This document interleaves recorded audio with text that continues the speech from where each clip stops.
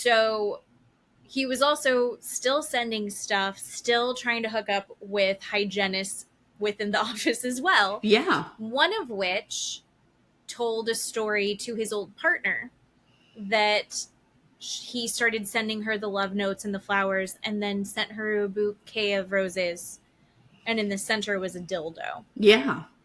And Larry and his lawyer say that he never did that. He never did that. But I believe that it did happen. 100%. That is an incredible idea to send a dildo bouquet. I mean, why wouldn't you? Why wouldn't you? What an original, creative, Absolutely. disgusting idea. Absolutely. Oh, he's so fucking gross. Listener discretion advised. Adult language and mature content.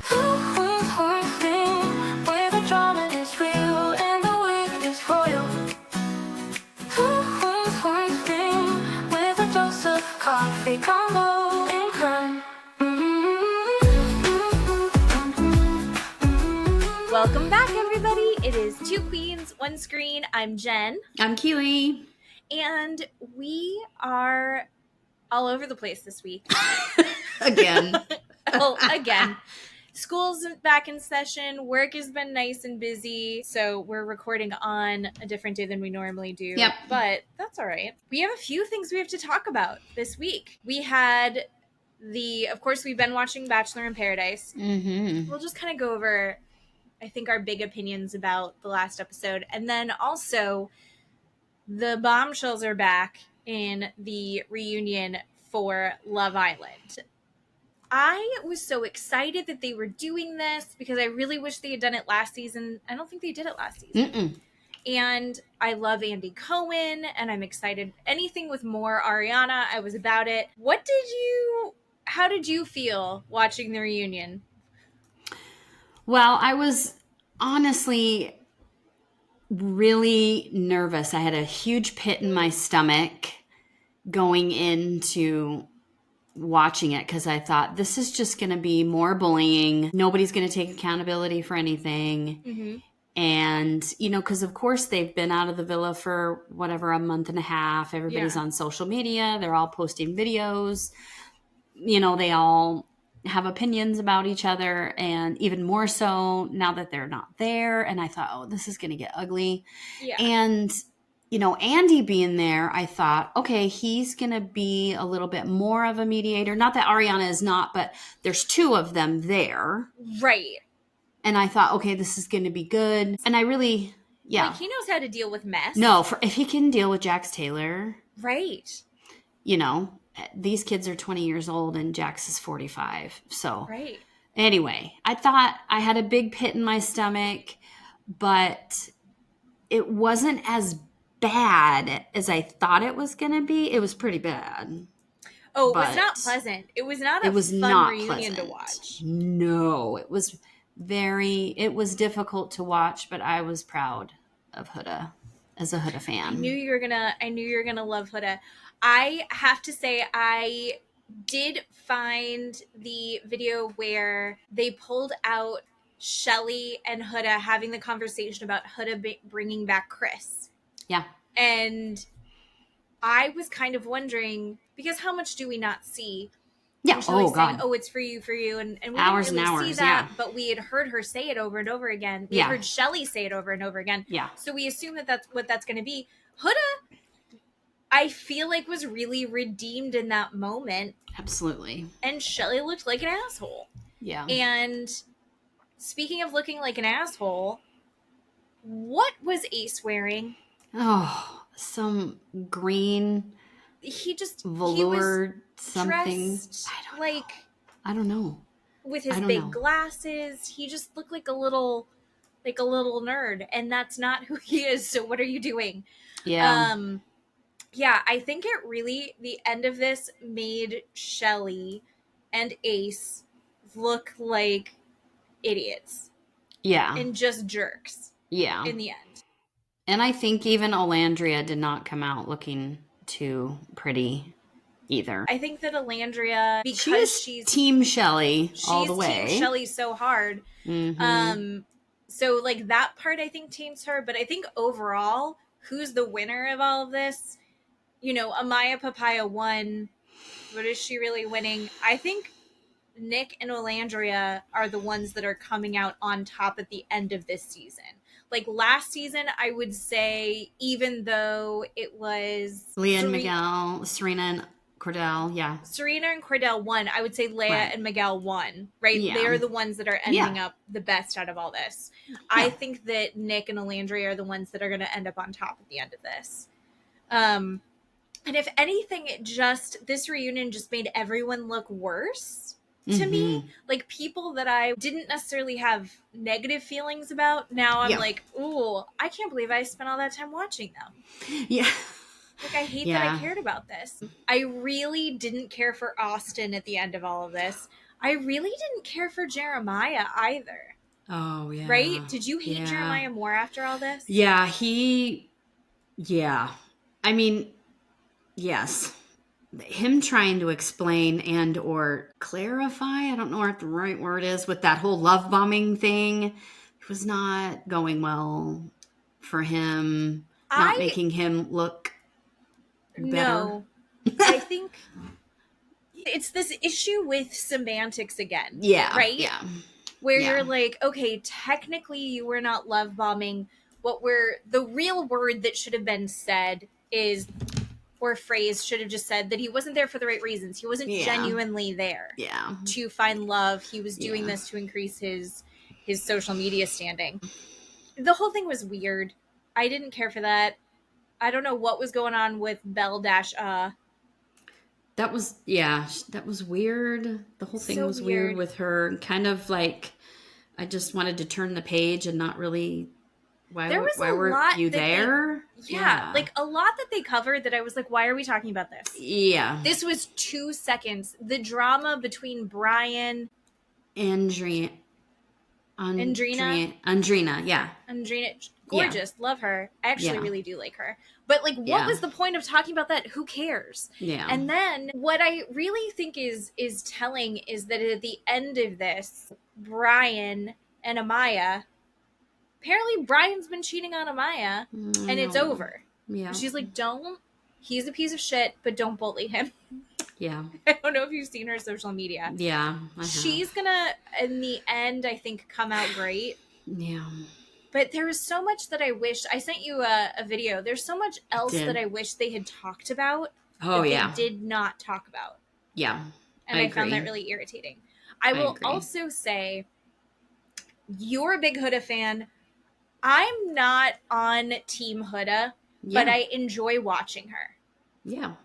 I also think that she didn't answer the what's your relationship status. I can't talk about it because of Netflix. There were a lot of questions that she just refused to answer. Like she just avoided all of them. And I think she did it incredibly well.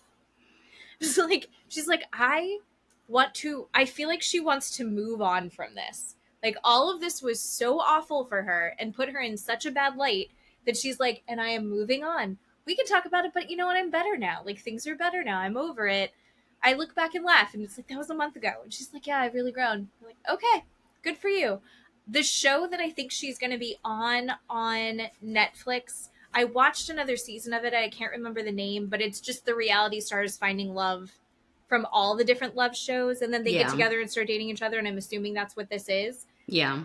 I think she's going to be great on that. And I will be watching her happily. Yeah.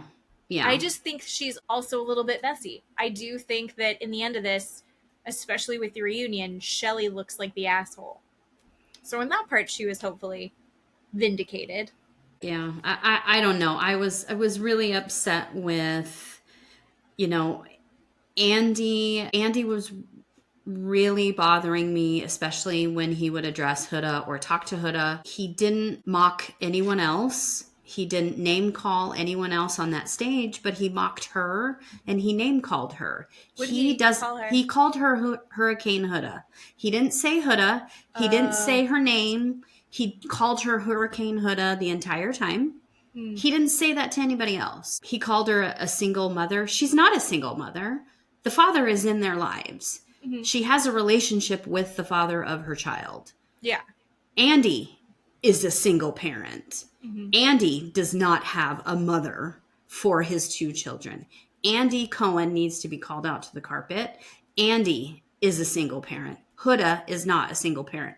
Andy clearly does not like Huda. No, and he didn't even hide it. And he went after her a couple times. He did. And it was very grossly, intensely put out there in front of everybody, and nobody said anything.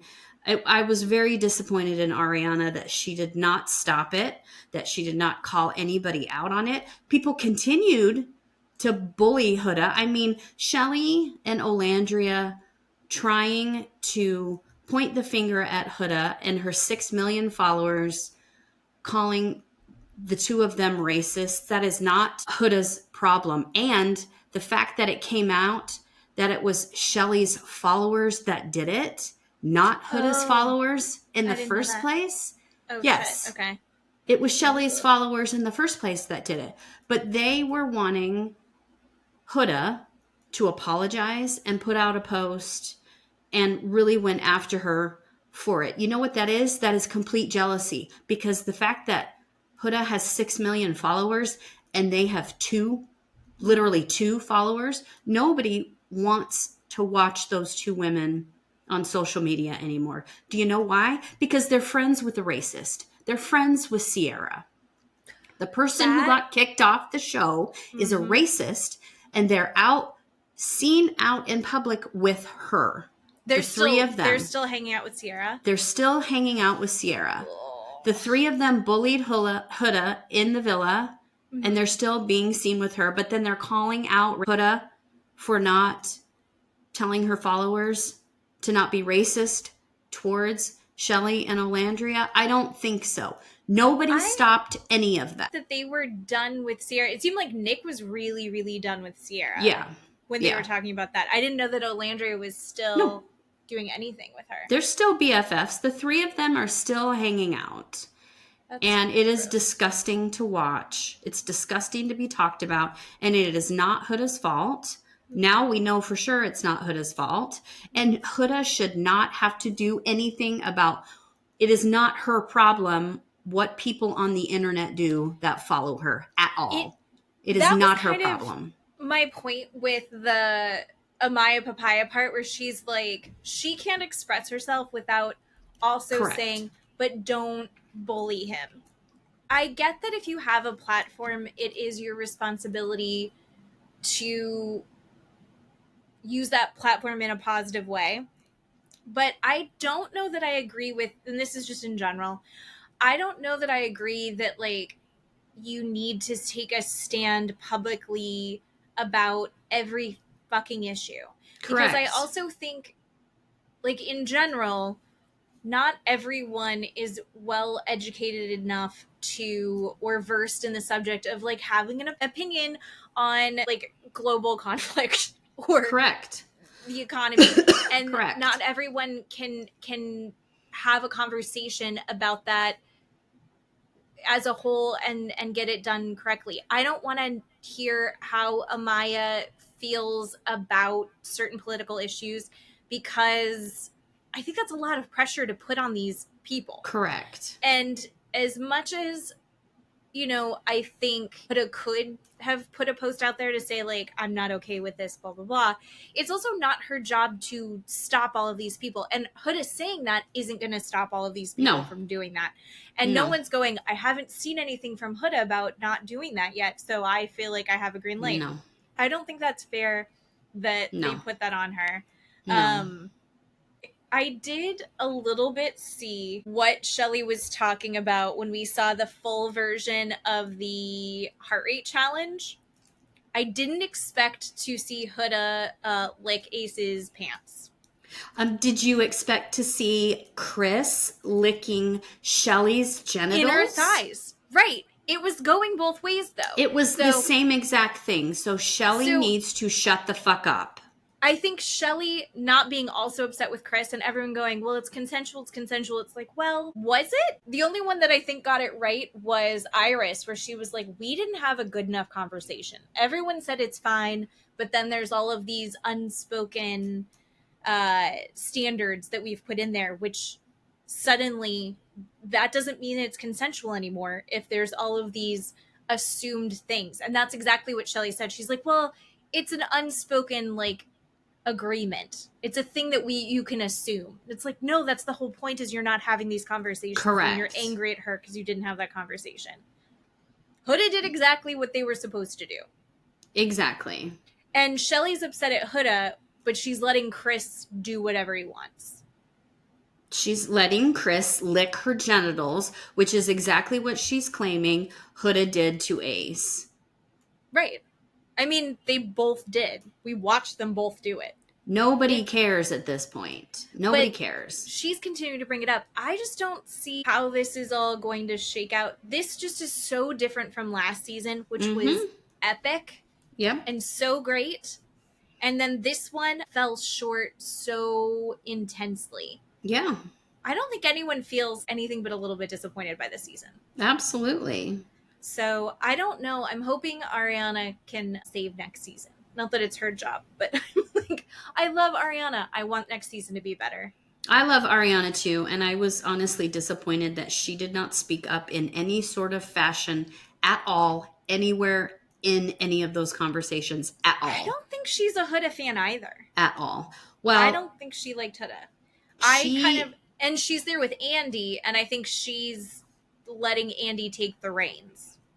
I just kind of got the vibe that like she was just going to follow whatever he was doing. Well, the way that the whole flow went was absolutely disgusting, and nobody else was treated like that at all except her. No one. Who else? I also just have to make Vanna, justice for Vanna, but also she was completely, I don't think Vanna said anything the whole time. Yeah. Vanna said nothing. And then you've got Austin, who actually was like, sorry, I was spaced out. What? Oh my God. So Jesus Christ. So funny. There were just too many people there. And like most of the conversation meant nothing to me. I was not interested in most of what they were saying. And I was a little bit frustrated with the content of how that all went. So I'm glad it's over. And just about everyone's broken up. Yeah. And already been cheated on. No one's getting the spinoff. Okay. Paradise. And now we gotta Paradise. Grown up people, but not so grown up. No. Okay. I don't want to go through the whole thing. But like, I do really want to talk about.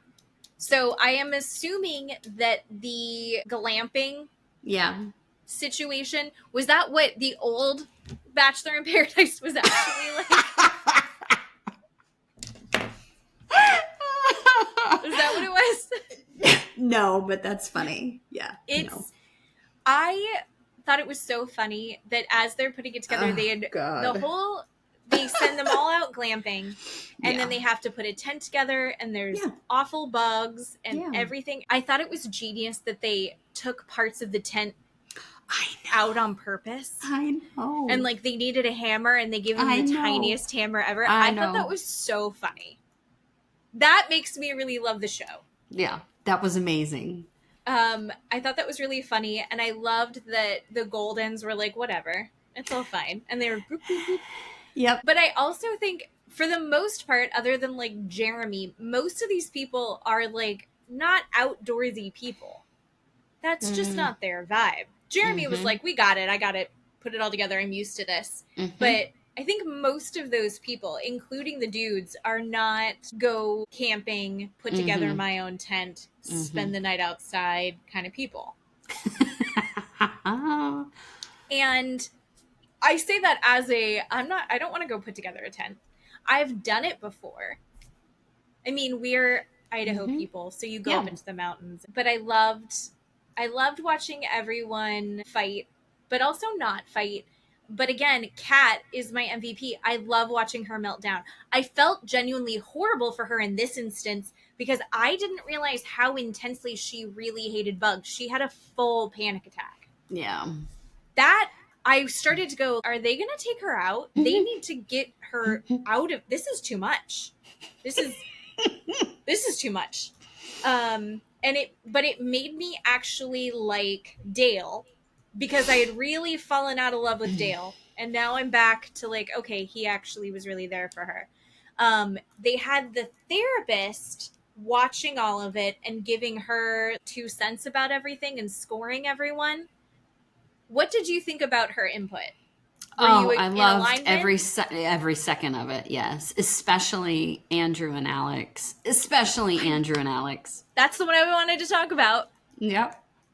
Because I was like, there's what nothing about them. What am I watching? Like, I'm falling in love with you. No, you're not. No, you're not. I feel like this is gross. Pressured to say this. Yeah. Is exactly the vibe I got. And we're like, I don't want to feel pressured to say it, but we are on this show and we are trying to win money. Yeah. It will be based on other people's feelings. Andrew in the beginning did not like Alex. He said that over and over again. He wanted Bailey. I think he still wants Bailey. I think, he's just settling with Alex because she's just left over. Everyone in the room can see it. A freaking stranger walks in, watches them make out, and goes, ugh, there's nothing there. I mean, they disagreed on how you kiss. They're talking about kissing, and she's like, ew, tongue first. Which also, I get his argument. Yeah, I couldn't see it. Was he literally like doing that? I couldn't see it very well on the show. I don't think he was being gross about it. I didn't think so either. But I don't see them as a couple. Here's my question. No, me Old either. Bachelor in Paradise, would they just go home now? If they're like, we're not gonna, because they would. No, they do. Engaged. They do overnights, so they would be kind of like the glamping. They would spend overnight together to see if, they would just do an overnight together. They wouldn't go home. But no, I mean, like, would they just break up? Because they're not like right. They would break up. Yes, correct. Yes, but they're hanging in there for the cash. Mm-hmm.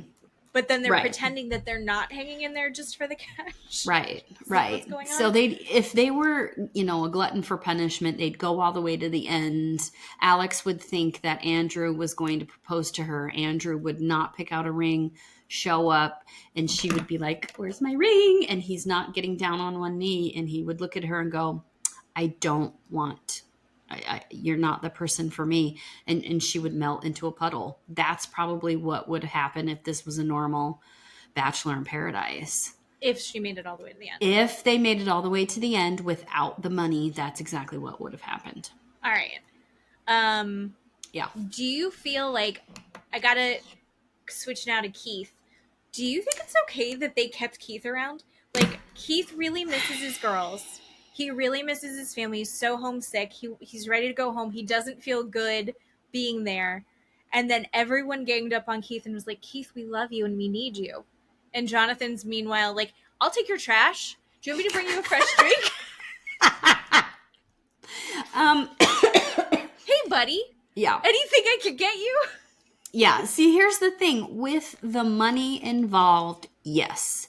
It was a good idea to kick off Jonathan and Leah. Mm-hmm. Yes, with the money involved. I feel bad for Keith. They know that, Keith and Kathy are not going to win any challenges. They know that. So keeping them around, they're not a threat. They're keeping them around for selfish reasons, of course. Yeah. But if the money was not there, of course they would have been gone weeks ago. Oh, Keith. I felt bad because in my head I'm going, now he's missed his camping trip with his daughters. You assholes. Yeah. Okay. Yeah. How about Spencer and Jess? I mean, they didn't really have, I can't remember. She didn't really have anything to say. I mean, what was it that their drama was, he's like, "Let's have a baby in 2 years." And she's like, "No." Yeah. Not there yet.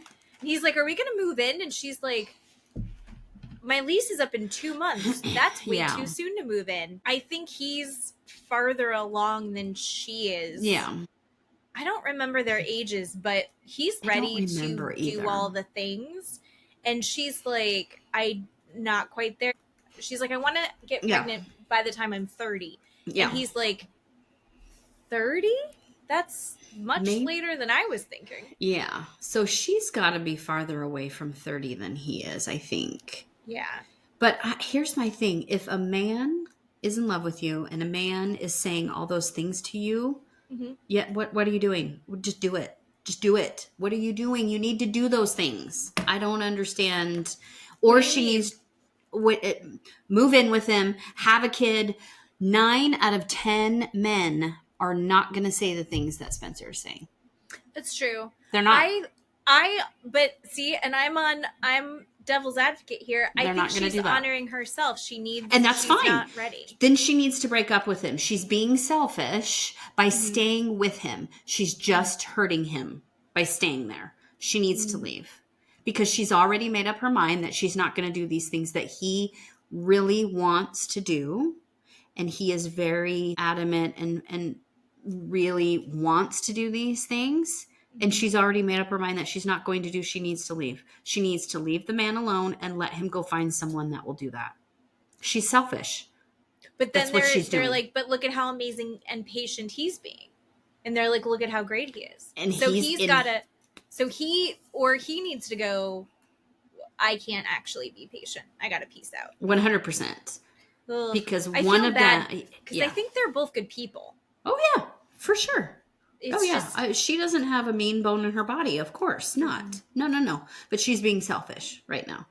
Yeah, that's what's going on. And then we have our Bailey and Jeremy. Oh my God. Again, I don't want him on my TV. I don't want to look at him. Over and over again, we're compatible. We're compatible. We're compatible. We can go to Peru and you can go camp and I'm going to go to the Four Seasons. That is not compatibility. It's just not. That's not going to work. You're going to do that one time. He's going to get pissed off. You're going to get pissed off and throw a tantrum. Meanwhile, you're at the Four Seasons drinking champagne and you're drunk somewhere. And he's off in Machu Picchu somewhere, right, in a dirt pile, pissed off that you're not sleeping next to him. That is not compatibility. No, and I get that there's some of that exists. Like, I think of Lisa Rinna and Harry Hamlin.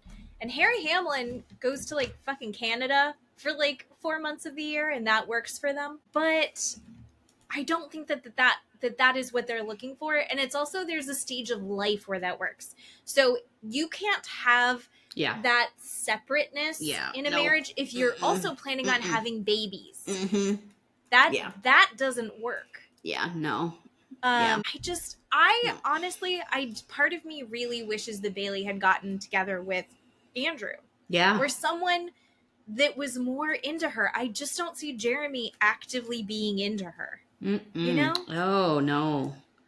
Nope. He's into himself. Actively into himself.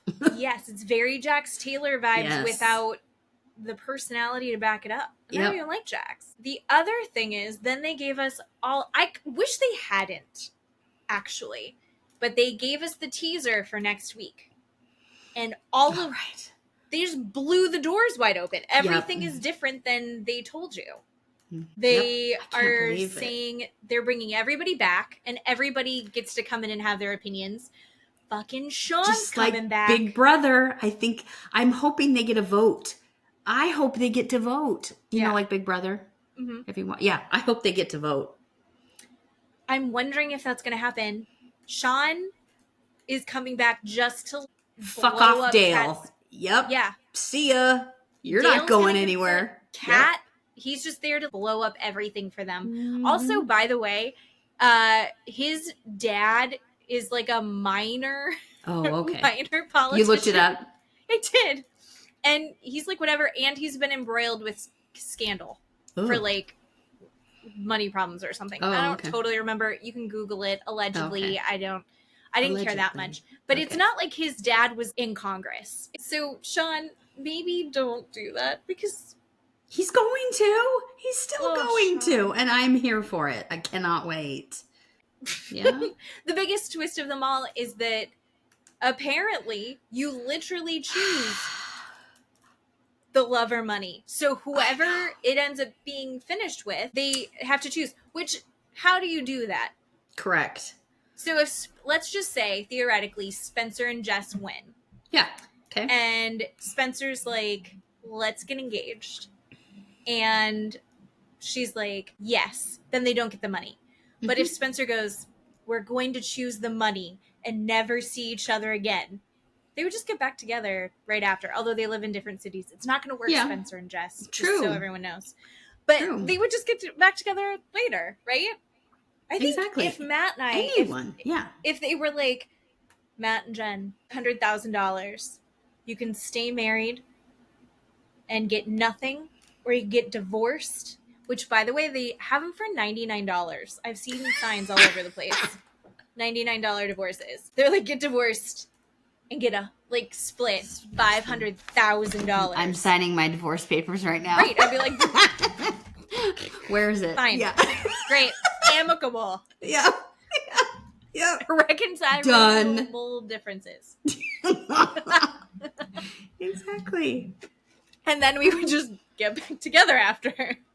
Mm-hmm. After we put an addition on the house. Like, it's fine. But I do think that's fun. And all of this is so intense, and everyone, you become in this separate reality that I think everyone's going to be like, what do we do? Although I think most of these couples are going to take the money. Do you know what Kath said that I really liked?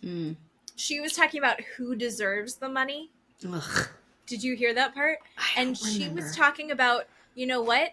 Dale and Kat, super financially... Oh, yeah, Kathy. Yeah. They're, like, fine. They're good. Yes. So, no, I don't want them to win. I want Alex to win. She's got 6-figure student loan debt. Let her go pay that off. And I was like, actually, I agree with Kathy. Who needs it the most? Needs that money? Not Dale. Not Kat. Not Dale. Yeah. True. Probably not Jeremy either. To be honest. No. He's fine. Yeah. Not Jeremy or Bailey, for sure. I don't know what they do. Yeah. I just know Jeremy travels and Bailey stays at the Four Seasons. So they're fine. I think they're good. So probably Alex and Andrew. Mm-hmm. And then Jess and Spencer. Those are my top 2 couples. And I don't think any of them are going to last. I think Dale and Kat have the most chance of lasting. Yeah. Yeah. So, who are your top couples? Well, I really like Jess and Spencer. I don't know that they're going to last, but I don't like Alex and Andrew. I don't think they deserve to win at all. I just feel bad about her crushing debt. Who cares? Why do I care? Why do I care? What she has presented to the world on this TV show does not make me endeared to her that she needs to win this money. She's also on Team Jeremy. So yeah, never mind. Fuck her. Yeah. So yeah, I think Jess and Spencer deserve it. That would be my pick. I don't know how it's going to play out. Wouldn't it be crazy if Kathy and Keith pulled it out? Oh my god, yeah. Oh my gosh, those grandkids would be so spoiled. Holy shit, yeah. Wow. Just so incredible. I do want to say that when the doctor was talking to Dale and Kat, and specifically talking to Dale, saying, I really loved, and they won the challenge. I really loved how you took care of her when she was having her panic attack, and you were very calm, and you were helping her, and you were making her comfortable and putting things together for her to sit down or for her to do, or distracting her, all of these things that you were doing. She said, but there's another side to that, right? You're either going to get annoyed or you're going to get angry. You're not going to be able to sustain that throughout your relationship all the time. And I completely agree. He obviously did not agree, but you could see that switch when he is listening, that he is just so self-absorbed and so narcissistic that he's just like, yeah, I don't do that. Yeah, that will never happen. Yeah, that's not. And I'm just like, oh, dude, that's so going to happen one day. One day that's going to blow up. I think that's for everybody, honestly. Love language is acts of service. Are you joking? What do you mean? No what do you think way. What do you think his love language is? No way his love language is acts of service. His love language definitely is got to be either words of affirmation or physical touch. One of those two. I think it's physical touch. What are yours? Scandal What noted. are mine are words of affirmation. Me too. Yeah. Yeah. Mine, I need to be told all the time that I think that's also my attachment style is anxious. Me too. So I need to be constantly confirmed that he doesn't hate me. Yeah. Yeah. He's like just working in the corner and I'm like, you're mad? You're mad at me right now? Right. Exactly. 100%. Like I walked in the door and I'm not greeted with thanks for coming home. Why didn't you thank me for coming home? You know, are you mad at me? What? You should have thanked me. I showed up. What are you doing? What's happening? But no, I don't believe Dale that he's too big of a narcissist to be acts of service. Huge. Nope. I'm going to be honest. I didn't pick up on that for him. Yeah. I think it's a good point though, because there's also, that's exhausting. Yes. So, oh my God. Just the last couple of weeks we're watching her. I'm exhausted. she's a high maintenance girly. Mm-hmm. And it's partially you want to be able to be there for your partner. Sure. But I think it borderlines what Kat's doing, borderlines on what Alex does, where she's like, I expect you to just know that I need a blanket. Right. Like, ooh, right. That's not how it works. No. So while it's nice to do those things, I don't think it's okay to expect those things. Yeah. Right? And also... she was having an actual meltdown. So Dale deserved a win because he had a worse time than everyone else. Yeah. But I mean, it was too bad that those tents didn't, well, maybe they did. I can't remember if they zipped up. I would have just, if I were Dale, I would have been going the tent and I would have zipped her up in it and been like, there's no bugs in there, go. You know what I mean? Like, well, they kept getting in. Yeah, to get like, her away from me. She's like, there's one in there. I mean, I can't. Just so annoying when he was so sweaty just trying to deal with her and put things together. He was trying to make a table or a chair for her to sit on and she couldn't just focus. And I'm just like, my God, can you imagine her as a mother trying to chase around a bunch of kids and multitask? No. Well, I think she's fine as long as she's inside. No, but I'm just saying, like, she can't. Right. I don't see her being able to handle stress like that all the time. I just don't. Mm-mm.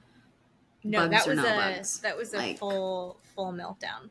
Yeah. I get like that with, actually that's not even true. I've been really working on it over the last several years. I get like that around snakes. Oh. And so when we were moving to Florida, you see the videos of snakes coming out of people's toilets. And I was like, that's something I'm going to have to learn to deal with. But you know what I did is I took a lot of time and I learned all about the snakes that are here in Florida. And so now instead of having a panic attack when I see a snake, I just scream what kind of snake it is and whether or not it's venomous. So she just needs to take some time to learn about bugs. Yeah. And that'll help her. Yeah, but I'm sad it's just one more episode. It's going to be over. Yeah, but it's going to be like... I know. 2 hours. Huge. It's going to be a big one. Really long episode. It's going to be a big one. Yeah. It's going to be a big one. So, all right. Looking forward to next week. Yeah. And then we're going to have to find something new after that. I know. I'm hoping maybe one of the housewives, maybe Salt Lake will start by then. Salt Lake is coming. I don't know. Soon. I don't know. Something. Speaking of Salt Lake, did you see today, it's Friday, today is Jen Shah's anniversary with her husband. And so she posted, I don't know how this works, but she's posting pictures of her and her husband together in her like jailhouse jumpsuit. And she's like, oh no, 30 years or however long they've been together. Oh my God, as she's incarcerated. Yeah. And she looks good. It looks like she got glam in jail. She's in the nice jail, though. Yeah. She's in the nice jail that, like, the celebrities are in. Who else was there? Oh, Teresa was in there with her at one point. Oh my God. She was in there with the... God, I can't remember her name. The tech... She was taking the blood. Oh, Elizabeth. Like, what was her name? Elizabeth something, right? Yeah. I don't remember her last name. And we Elizabeth can diagnose something. all of this stuff, and they didn't actually have any of the technology. Yes. I think she was in that one. Yeah. There's definitely a part of, like, that prison. Elizabeth Holmes.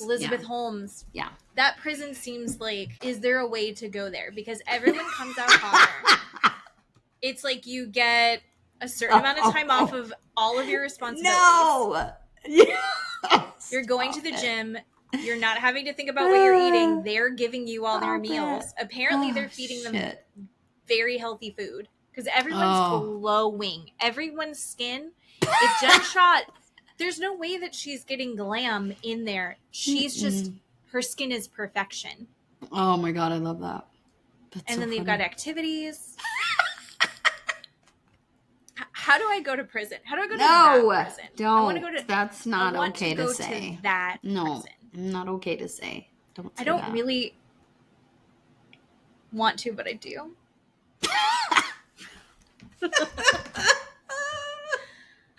Oh, shit.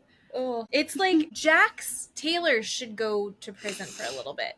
For all of his crimes against humanity. Yes. But he could do that instead of his mental health facility. God, yeah. They'll get him on the good drugs. Heck yeah.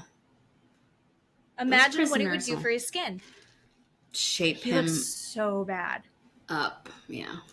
He does look bad. He looks rough right now. I'm going to never not talk about Jax Taylor. Well, he's never not going to be on our TVs or news or phones or any of that stuff, right? Ugh. Probably. God damn. All right. Speaking of terrible men. And prison. And prison. And prison. Men going to prison. Time for True Crime Storytime with Keely. True Crime Storytime.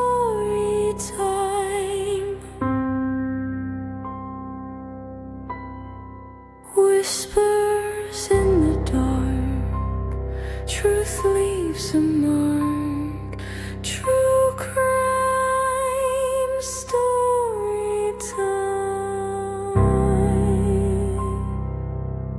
So, Trophy Wife, Murder on Safari. Trophy Wife, Murder on Safari, episode 2 and 3.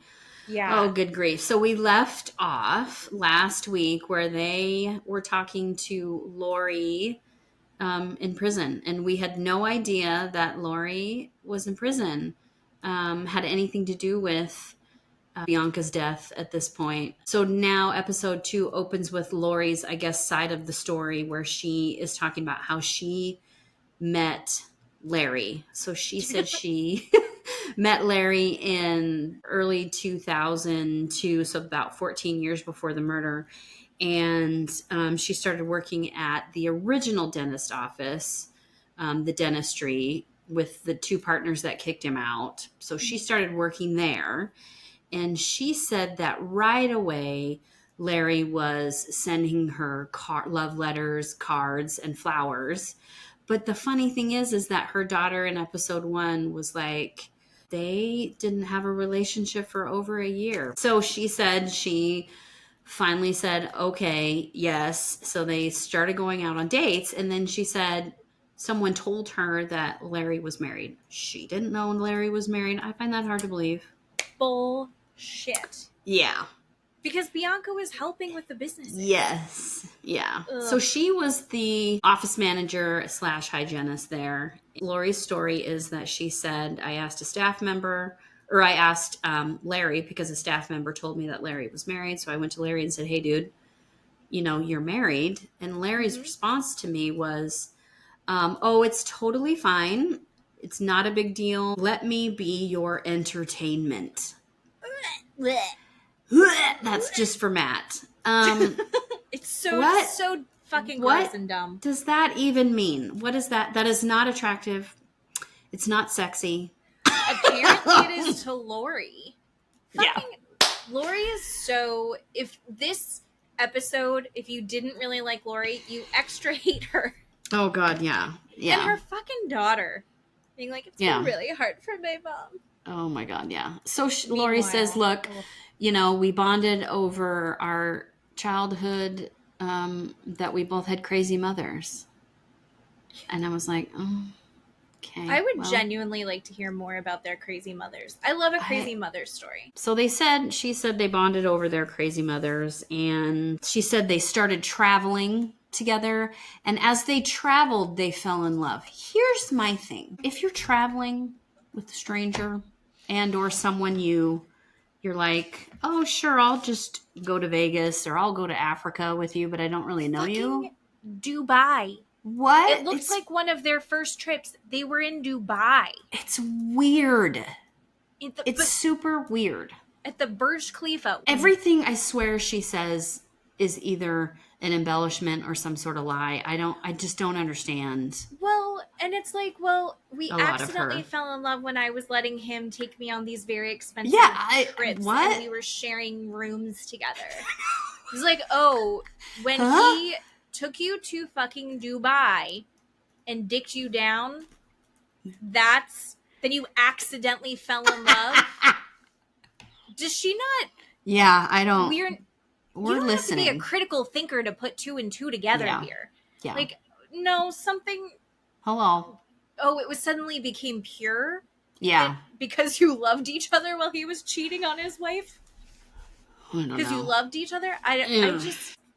There's a couple things that she says that I'm gonna freak out when you bring them up. Yeah, yeah. So it's just very strange. And then the story shifts to Larry and Bianca being members of what's called the Safari Club International, which has to do mainly with the rights of hunters. So I guess the NRA has the rights for, guns, but this is the rights for hunters. And, they say that Larry talked about hunting and conservation, which I think you said last week, if you're murdering animals, why are you trying to conserve them? I don't know. So it was a big deal. I think they're saying that the money, because you were talking about how effing expensive it is to get the licenses to hunt these animals, and then that money goes towards keeping the preserve where you hunt these animals safe, so they can make more babies. I don't know. Yeah. I wanted to ask you something really quick, because they start talking about him being a hunter, and he's talking about how his dad is why he's like a hunter. Yeah. But is it the disposition, like where he's being interviewed? Okay. Yeah. They show clips of this on and off throughout of the video of him answering these questions. Mm-hmm.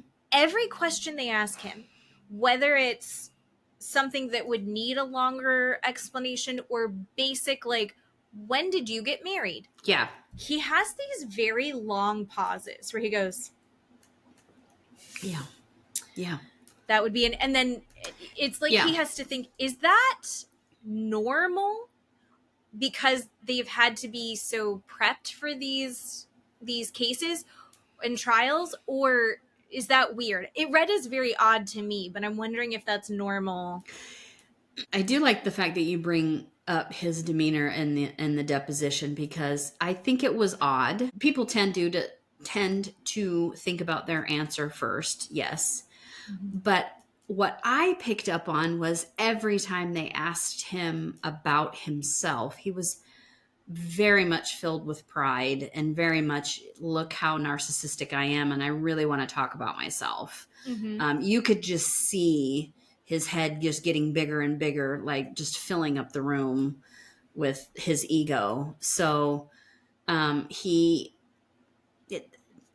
light in his eyes was very bright when he was talking about himself. But then if someone questioned him, you could see it would just go black and he would change. He's one of those people. His face would change. The light in his eyes would change, and he's a very scary person. But yeah, I'm glad that you brought that up about how he looked in those recordings. It felt bizarre. Yeah. His deposition did look weird. Okay, so that wasn't a normal thing. No, that's not normal. But they talk about the Safari Club and how they have hundreds of chapters all over, the world. And that's, they flash into different conventions where they have, like I wrote down, Donald Trump Jr. was there, Tucker Carlson, Kristi Noem, all our favorite people go to these things. So yeah, the people that are in it's very highly regarded. And Larry and Bianca were part of this. So they would go to these conventions, they would go to these big galas and these dinners and stuff like that. So Larry would bring Bianca and introduce her. And so they were there as husband and wife, right? She's showing up at all of these places. And then people started to be concerned about Larry's, I guess, morality and his storytelling, because he started to tell people at the Safari Club about his, crocodile incident where he claimed that the crocodile rolled him in Zambia, bit off the tip of his finger, and people were very impressed at the Safari Club. And he even said in his deposition, big game hunters and Safari Club, they really like tough men. The tougher you are, the better it is for you. And I was just like, God, he's feeding his ego, right? He's describing himself as this tough guy who gets a lot of respect because they see they liked all of his stories. Yeah. And some of the people are like, oh my gosh, wow. He fought off this alligator or crocodile. Yeah. And then other people are like, that's not how that works. Yeah. Yeah. Yeah. So then other people noticed that when they would go to these conventions that Larry would have another woman there with him that clearly wasn't Bianca, and would be at the convention, would go to his hotel room, and people started talking and saying, this is really weird. Why does he have this other person here? And that other person ended up being Lori. So now he has now presented Lori to the Safari Club and is taking pictures with Lori. Lori is being introduced to people at the Safari Club. And I am thinking to myself, this man has no fucking shame. He's introduced his wife, said, this is my wife. Yeah. Gone to all of these things, and now has brought Lori in and has not skipped a beat. I don't know how you're not embarrassed. I don't know how you do that. Well, I think it's because he was the hubris of him, he felt untouchable. Yeah. So he tells all these stories, these lies. Yeah. And people believe him. Yeah. He decided that he wanted to become the president of his local chapter, right? Yep. Yeah. And the part where assistant had mailed a bunch of fake ballots in, so like they think he fully cheated to become president. Yep. And so this organization holds themselves to these moral and ethical standards, right? Yep. And he's a sleazebag. Yep. And then Bianca, I guess, didn't even see it. And she was going around trying to be this perfect wife of the chapter president. And she got so into it. They were showing pictures of the whole family. He took the whole family to some of these safaris. Yeah. His son shot some animals and did some of that. And then Lori became really, really good. And she's going in, and I would need someone like Lori to explain their full thought process of how this is great for conservation and everything. But she went in social, happy, helpful, supportive. Yeah. And then he's like, I'm going to go to Alaska and I'm going to take Lori. I need her for my heart. She's a medical professional. She's a dental hygienist. She's not a nurse. No. But Lori's there in case he has heart problems. Yeah. Which he didn't. So that's what he was telling everybody who Lori was a medical aide. And like you said, people were not believing that at all. They opened, the Safari Club president opened an investigation and against Larry to get him removed as the president and removed basically out of the Safari Club history books, his name off all the records.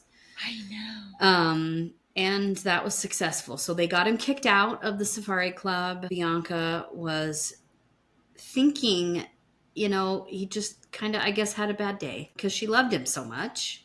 She was like, this is just a little blip in our marriage. Oh. He didn't really mean to do it, I guess. I really want to focus on our marriage, and he's really had a hard time this last however long. And so they decided to move full-time to Arizona after that.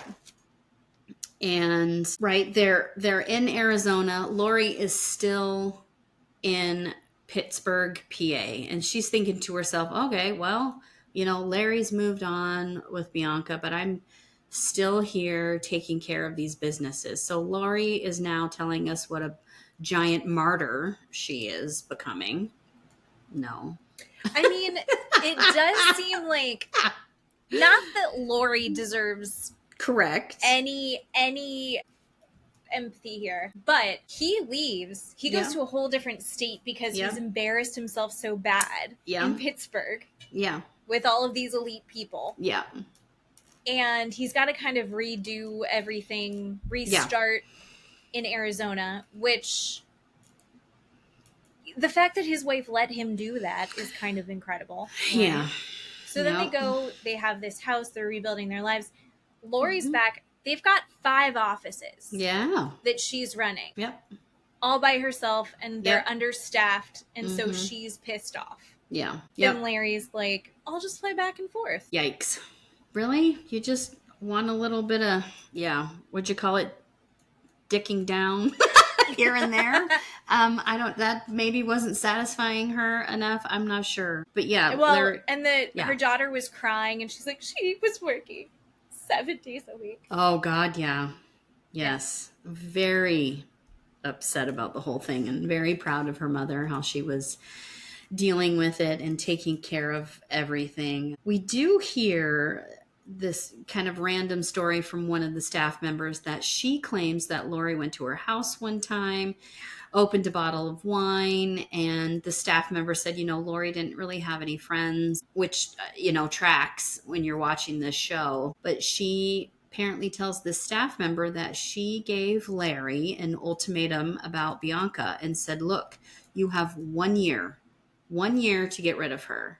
And the staff member said, I didn't really understand what that meant. I didn't really do anything with the information. But Lori told me that she gave that ultimatum to Larry while he was, while he moved to Arizona, was living in Arizona with Bianca. So we get to hear that story.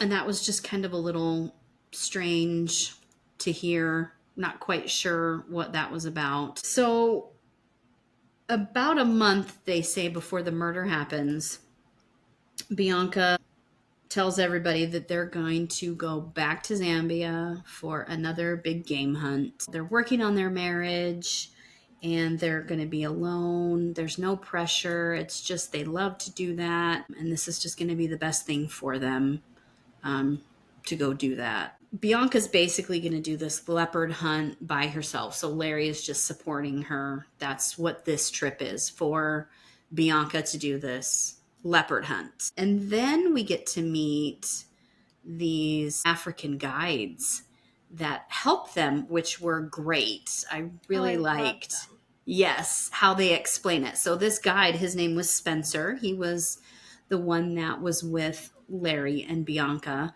And he explains, that he stays with them all the time for the entire duration, however long their hunt or their stay is. So he said he was with them for 10 days.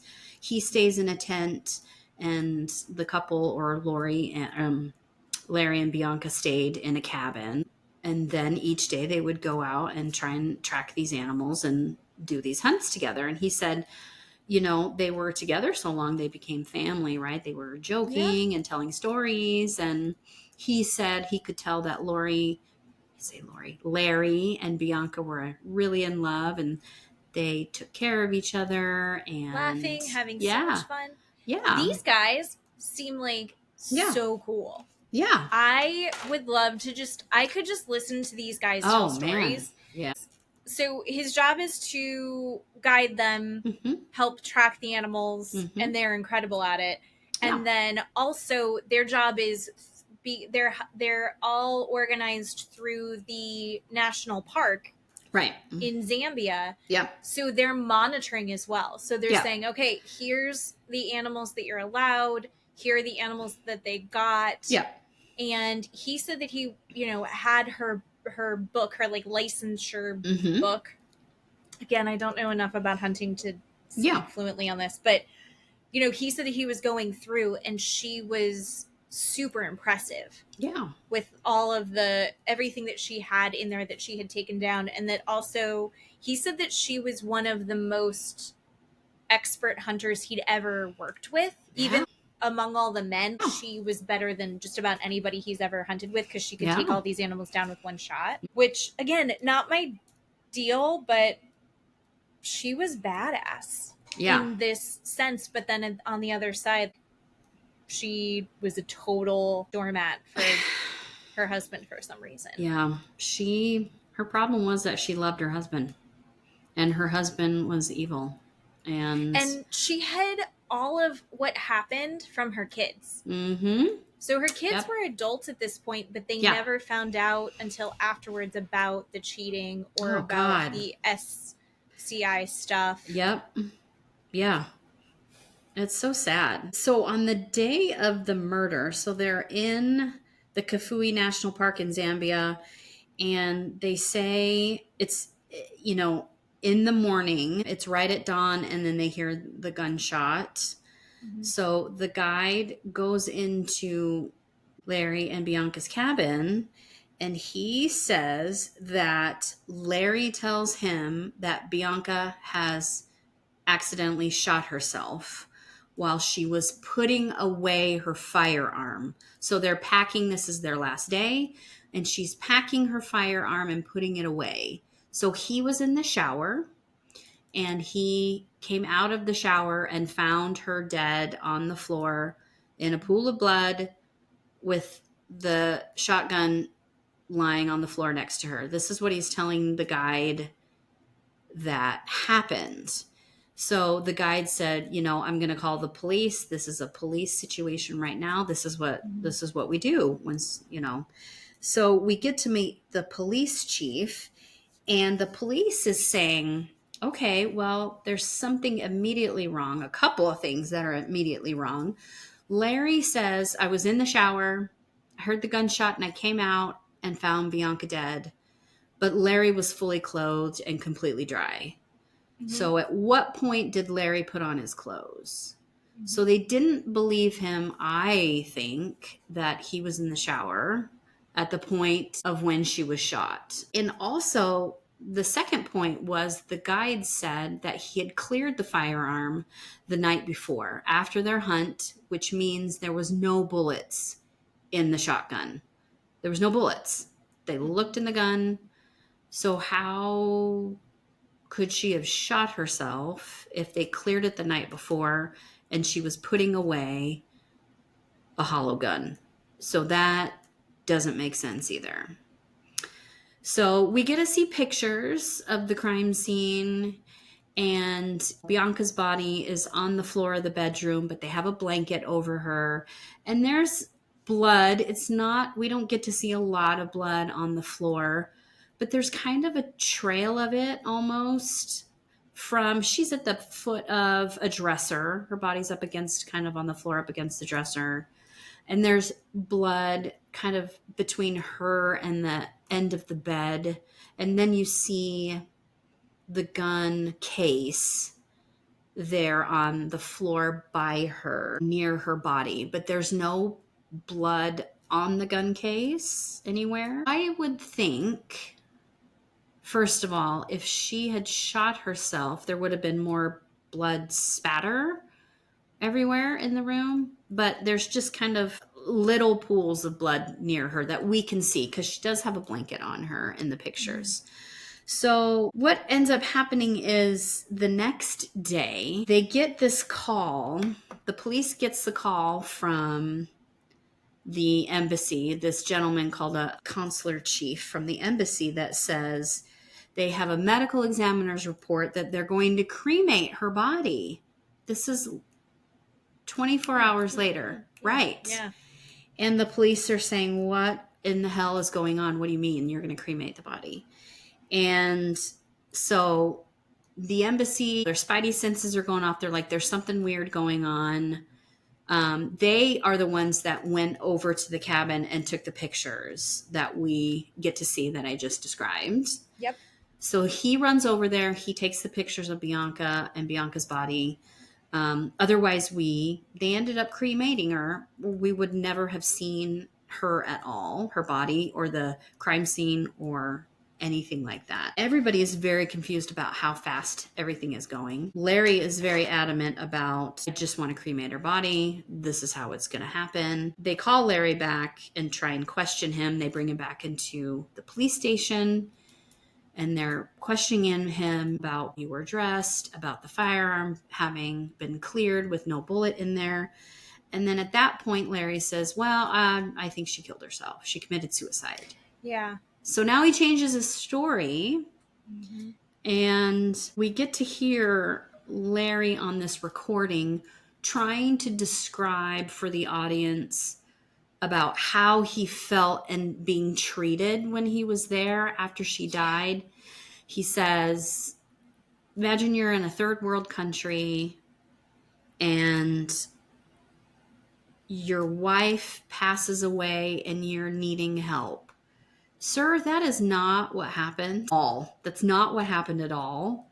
No, he's irritated that he's not getting handheld through this whole process. And he's like, can you imagine how I felt? And not that, let's just say this all happened the way that Larry said it happened, right? You still aren't going to get concierge service through this process. That's not, even if you were in the US, it's not like people are going to be taking care of you every step of the way. And when your answers don't match the reality of the situation, you're going to get some pushback.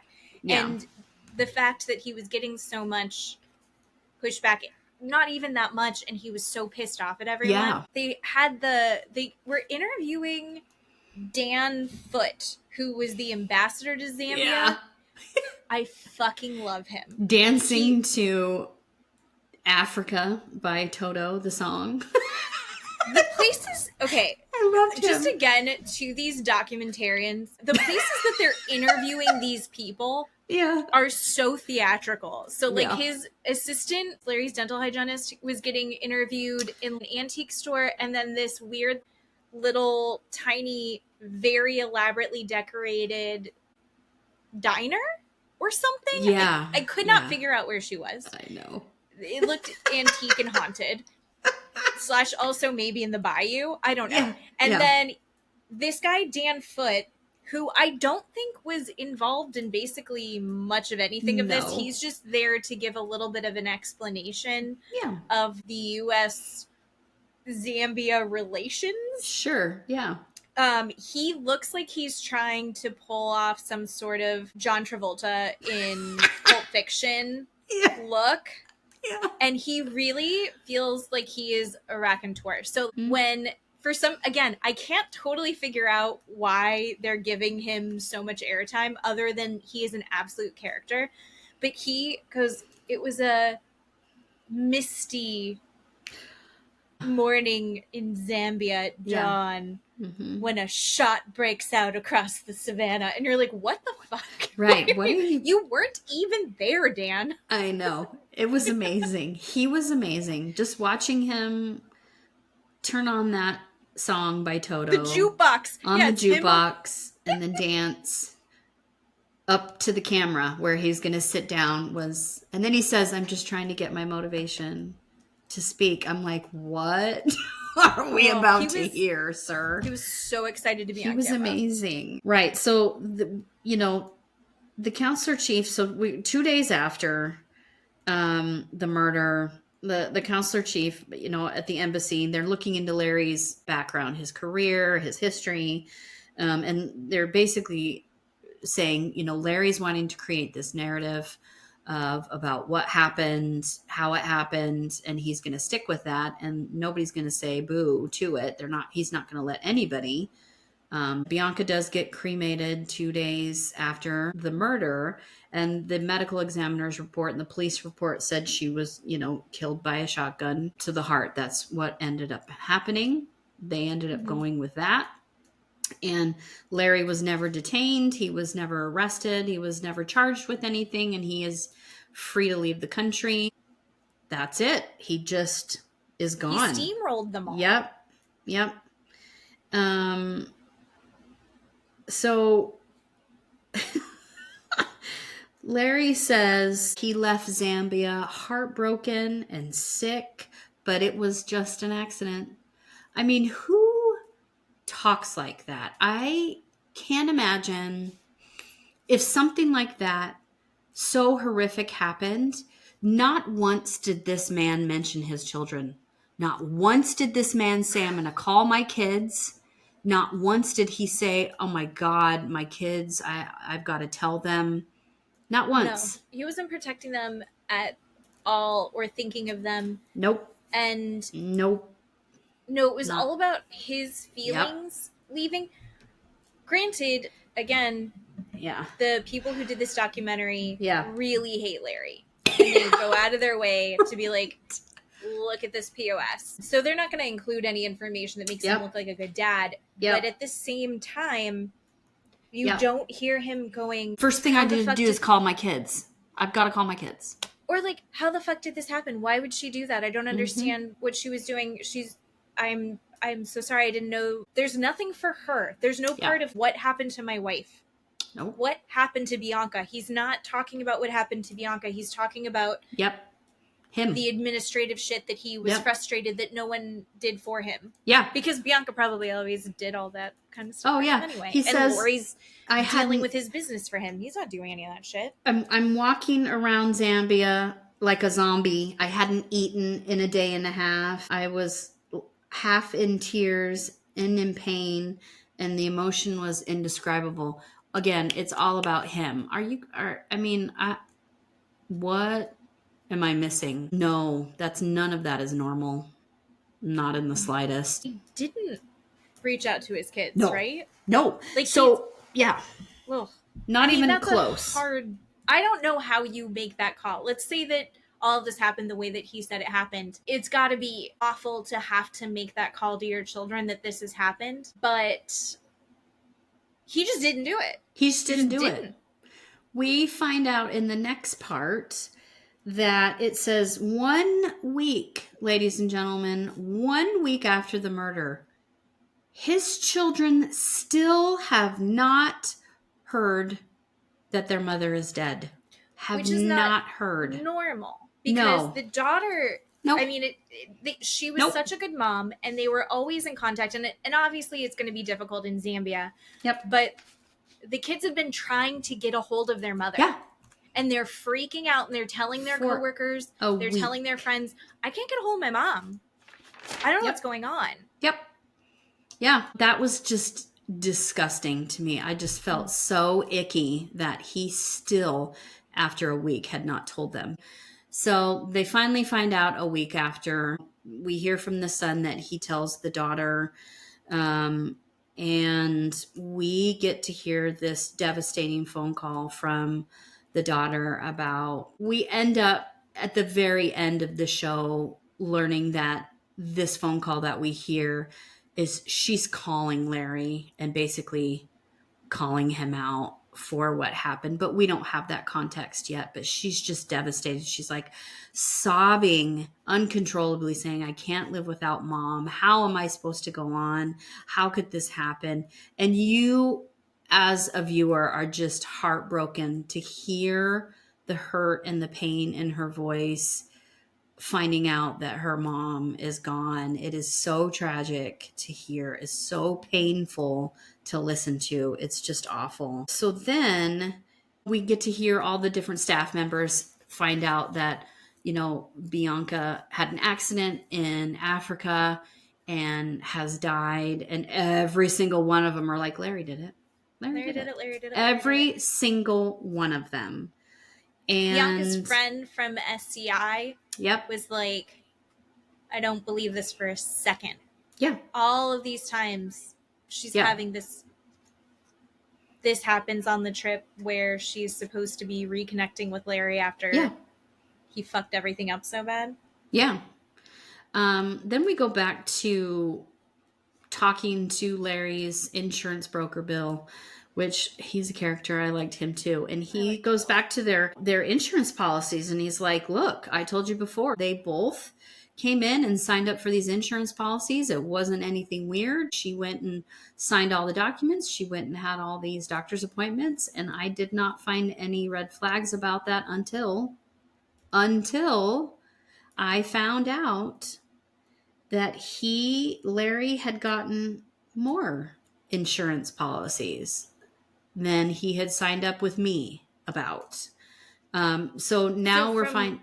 Right. Multiple insurance brokers, multiple insurance agencies. Yes. Is that allowed? Would that be, let's just say, if you sign up for insurance from multiple companies, I guess. Are you only allowed to be insured? Can you be double insured? You can with health insurance. I guess. I mean, because this insurance broker didn't know. I wonder if the point is that the other ones don't know. But this guy did not know that Larry had 9 policies out on Bianca. 9. There's no reason to have 9. I think 3 of them were through Bill. Yeah. Which even that seems a little weird, but I guess if you have that much money, sure, maybe it's different, but yeah. So then we go back to Lori's interview at the prison, and she said Larry just needed a friend after the death. He just needed a friend. So I was there for him as a friend. What was it right after? Yeah, right after. She spins this bullshit story about how they're just friends. So now, before she told us they're in love, now she's telling us they're just friends. And she's just there friendly for him because he's just had this accident with his wife. But then they show 3 months after the murder. Oh, she's full on moved in. She's moved to Arizona. Moved into Bianca's house in Arizona with Larry and are just living their best life. And then we cut to Lori's daughter who says, yeah, they're living their best life because there's no, what did she call Bianca?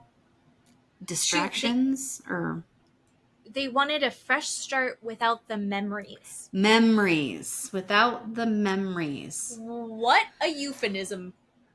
For a person, for a human being. I mean, whacked out. Yeah.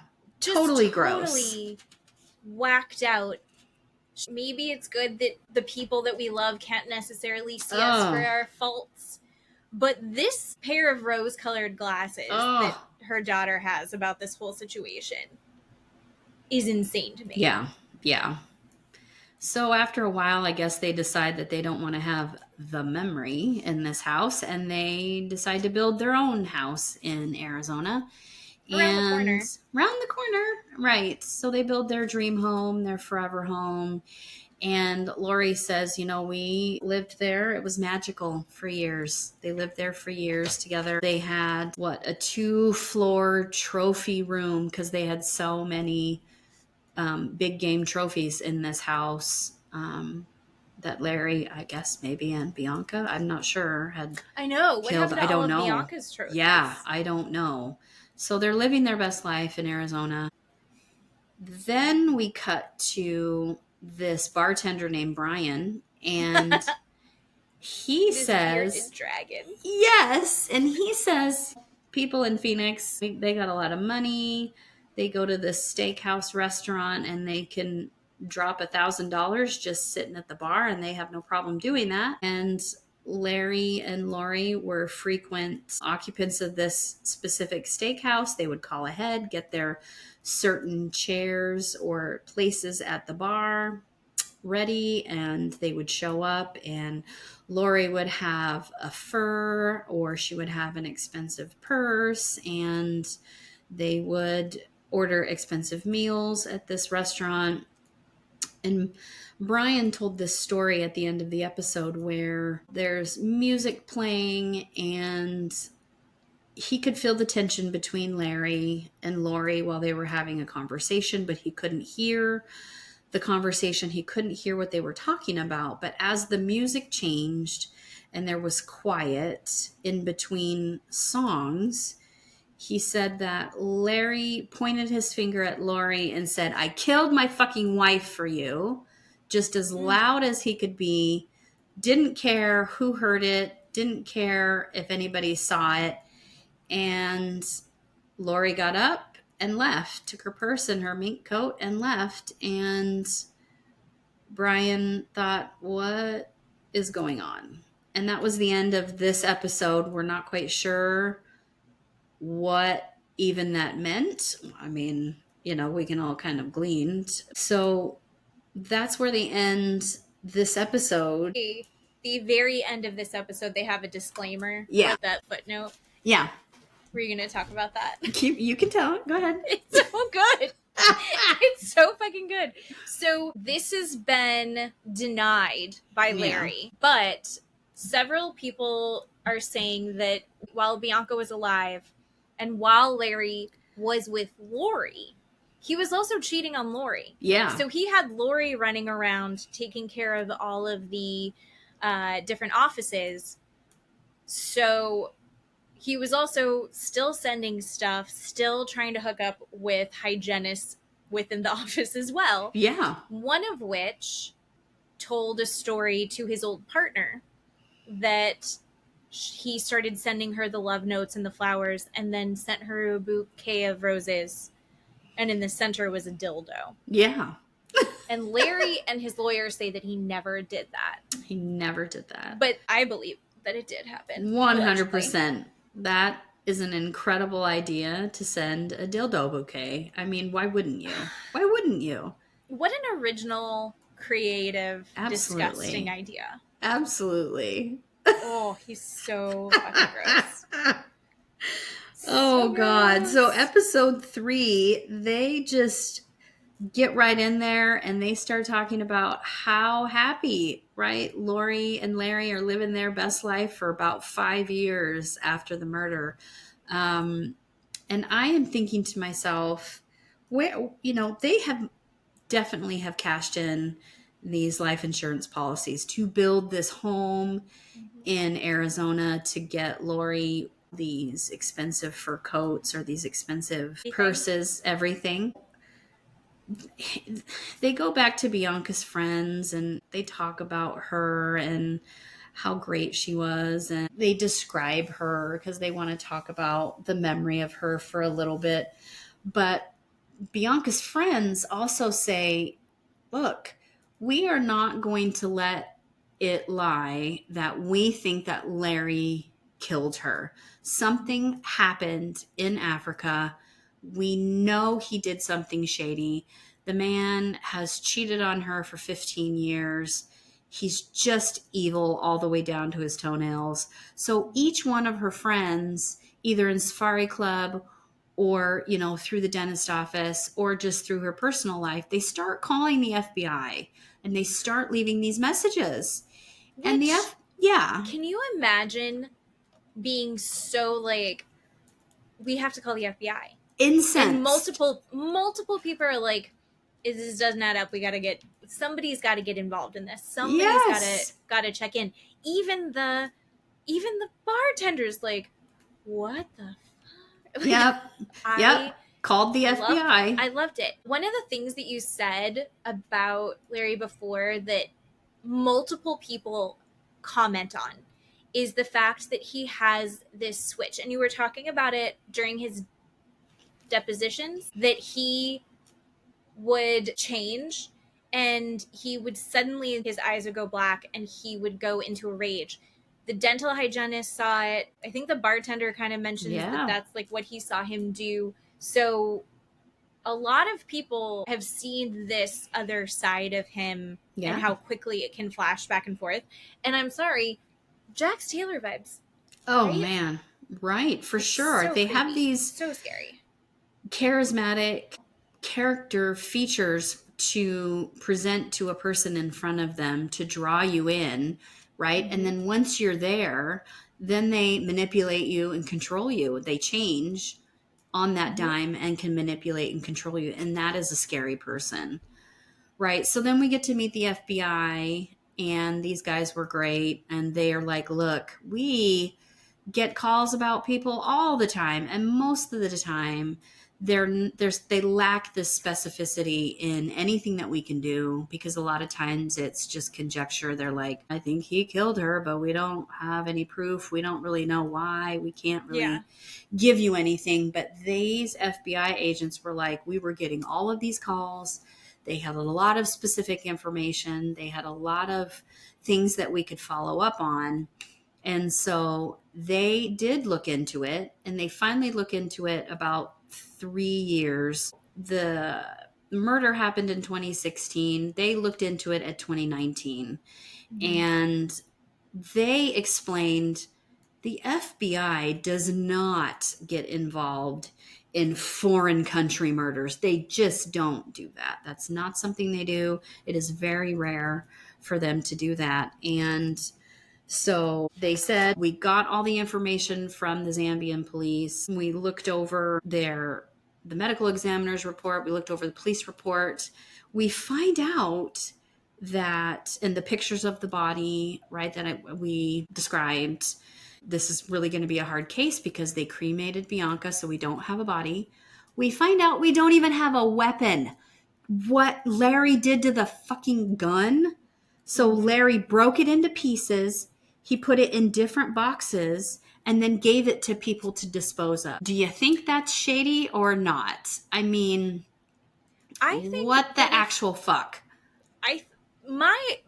And this is, again, I don't know. If my wife shot herself in another country, I wouldn't bring that gun home. I wouldn't want that anywhere near me.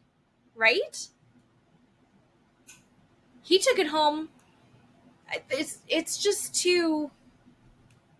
It's so bad. Shitty. It's so bad. So the FBI, they get all this information, and the first thing they do is they do what they call is a reach study for the gun, because in the report they have Larry's second story that she killed herself. And Bianca had on her chest, they said it was a 6 centimeter hole in her chest. I looked it up. It's the size of an egg. I have an egg here, everybody. I have an egg here. It's the size of an egg. That's a big ass hole on her chest. And so they said, okay, we're going to do this reach study. We're going to get the same size females in the room. We're going to give them the same size gun, and we're going to try and see if they can hold it, put it up to their chest, right, and try and kill themselves. And they had 50 different women come in, and only one of them could do it because she was a gymnast and her shoulders were flexible and could reach around and do that. Mm-hmm. And so they were like, yeah, no, she did not kill herself. Because there also had to be a distance as well, right? That was the other part of it. That was the other test, was the pattern test for the 6 centimeter hole in her body. So if she had actually shot herself, it would have looked different. The wound would have looked different on her body. And so they did this pattern test. They kept shooting at an object, and they would stand back and shoot it. They would stand back further and further and further until they got to a distance of 3 feet. And at 3 feet, they made the 6 centimeter hole in that object they were shooting at. And it looked like just like a wall. And so they said, look, someone shot her at a distance of 3 feet That's how she got that hole in her chest. So they determined it was a homicide, right? And they determined it, Larry was the only one there. Larry was the one that killed her. So then they start looking into his, financial background and his bank accounts and all the things. And so they saw all the life insurance policies that they had,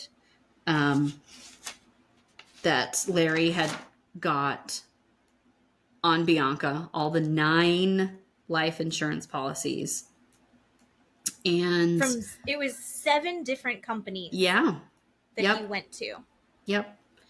So the FBI ended up flying over to Zambia. They interviewed the police. They interviewed, all the people that were involved originally when it happened. And we find out a couple of different stories that the game scout Spencer may have moved. We're not quite sure. Bianca's body in and out of the cabin at some point for some reason.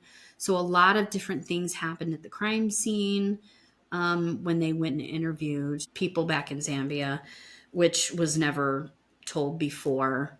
They also were given the picture of Larry's thumb from the crocodile incident.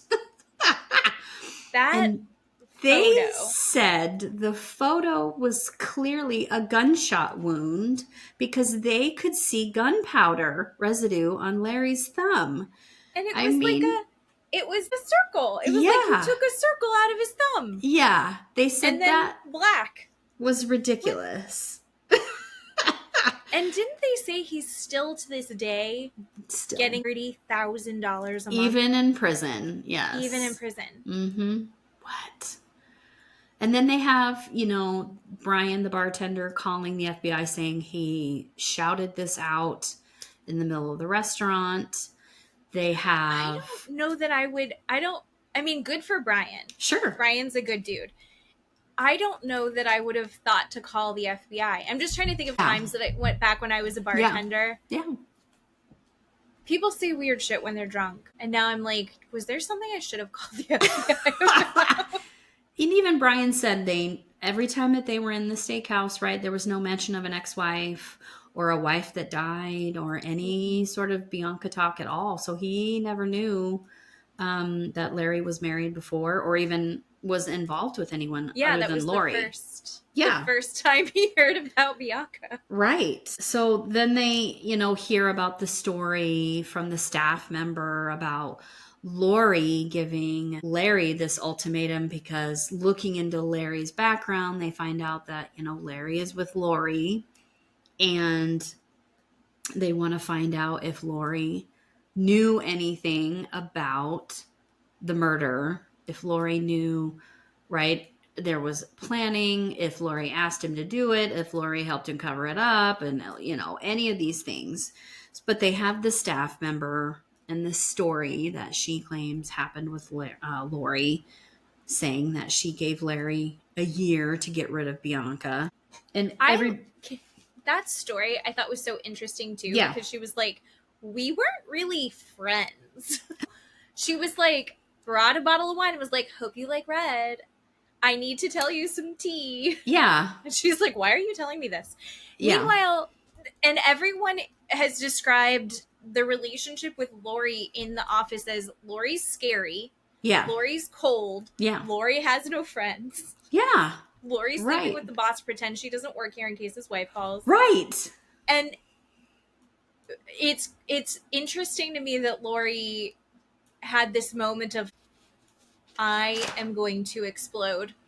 And she picked the wrong person to oh my tell God. it to. Right. She would have told her daughter. Oh God. People that knew Larry and Bianca and the staff always said that Larry said he would never divorce because he was never going to give Bianca half of anything. Never going to give him half of his money. Never going to give him half of anything he owned. So Larry made it very, very clear that he was not going to divorce Bianca because he knew that Bianca would get half of everything. So, by the FBI interviewing everybody, they figured that part out. we come to when they get arrested. Lori is telling the story about how they're going to Mexico. They're going to Cabo San Lucas. Oh my God. And they get on the airplane, and she says they're the only ones on the airplane, but then they have these, I think it was 3 gentlemen that get on the airplane quickly right after them, and she tells Larry, I think those are FBI agents. And he's like, no, that's fine. No, they're not. They arrive in Mexico, and before they let people get off the plane, they make an announcement and say, we will be checking your passports for you to be able to leave the plane. And Lori's like, they have never done that before.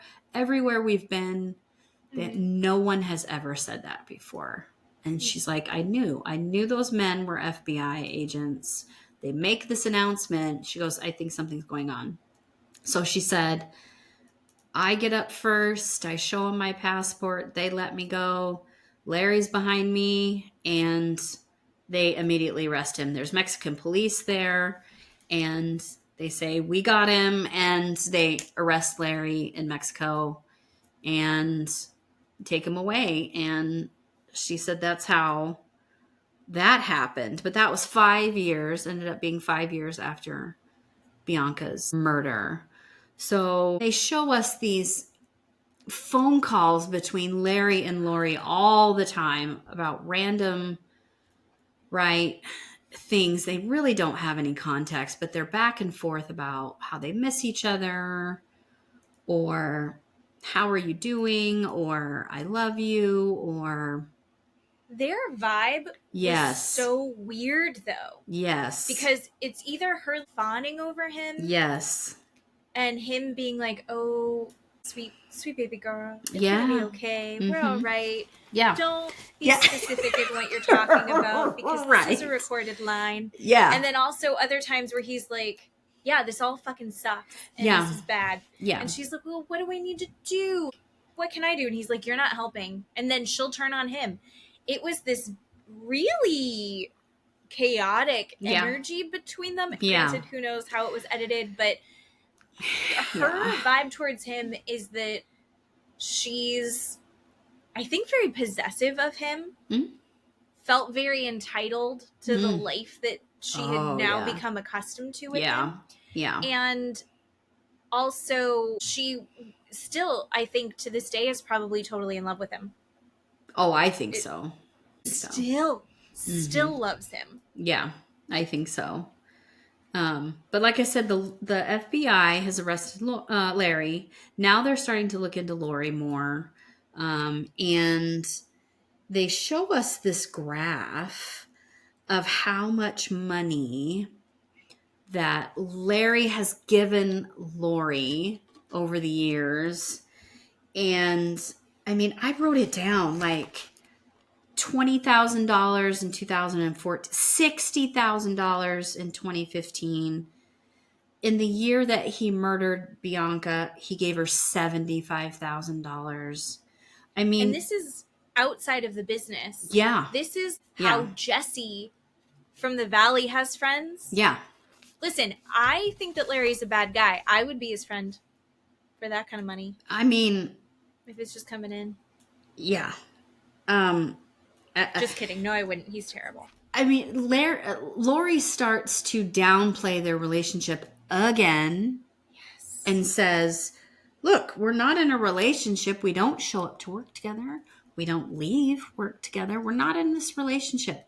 Bitch, you're living together. I mean, you built a house together. Built this house. He's writing a check for $75,000. You're going to Dubai. Yeah, she can't keep it straight. I mean, at all. So they pull Lori in to do this grand jury testimony. She refuses to show up. She finally does. They finally subpoena her, and they know that she is lying in front of this grand jury. They absolutely know she's lying, which is a crime. And she refuses to cooperate with the FBI. They look at her and go, okay, you can cooperate with us and it will go pretty good for you. or you don't cooperate, and that over there is called prison. That's where you're gonna go. And she chooses the latter. She does not cooperate with them. She's totally Team Larry. Team Larry still. Yep. She's like, we're gonna. Yep. And I don't understand. Is it delusion? I don't know. And can we also talk about the court side of it? Yeah. I had a question for you about this. She's in there. She's lying. Obviously lying. Mm-hmm. How often, like, when you see that, because you are in a court setting, the trials that you've watched, does that happen? I mean, do you just see everyone turn on these people when that's happening? Can you tell usually? I feel like it was so obvious to everyone that she was lying. Is that typical? Oh, yeah, it's obvious. I literally had a jury trial this Monday. Today is Friday, 4 days ago. Okay. And the defendant boldface lied. Boldface lied. And the jury found him not guilty. Acquitted him. Let him walk. But he lied. The jury did not know, obviously, everything that I know about the case because they're not allowed to know everything. But he lied. He lied. We knew. We were like, what is going on? And I don't think the jury could see through it, could see that he was lying, but he lied. Yeah. It just had that 4 days ago. After the fact, if you know that he lied, can they then go after him for perjury? They can. Or are they going? No, they're not going to, but they can. It's not worth the time. No. Okay. Yep. Yeah. But on that note, they charged Lori with 5 counts of perjury for lying to the grand jury, obstruction of justice, and accessory after the fact to a murder.